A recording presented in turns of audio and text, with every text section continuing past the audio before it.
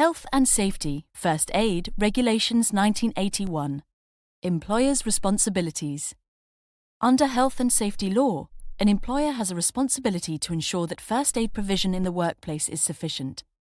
This includes carrying out a first aid needs assessment to decide where, how many, and what type of first aiders are needed, providing training and refresher training for those first aiders, providing sufficient first aid kits and equipment for the workplace, ensuring that all staff are aware of how and where to get first aid treatment.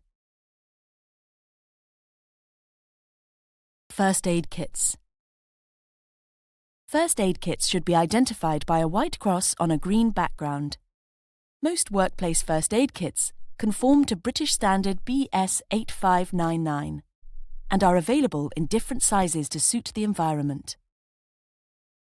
Some of the items stored in a first aid kit are gloves, face shields, adhesive tape, foil blanket, triangular bandages, conforming bandages, cleansing wipes, plasters, wound dressings, iPads, finger dressings, burn dressings, and scissors.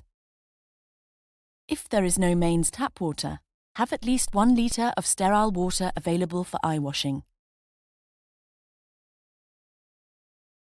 This table reflects the latest HSE recommended contents of a first aid kit, depending on the amount of employees, visitors, adults, or children in your organisation. Please note, tablets and medicines should not be stored in a first aid kit, because first aiders are not trained to administer or dispense them.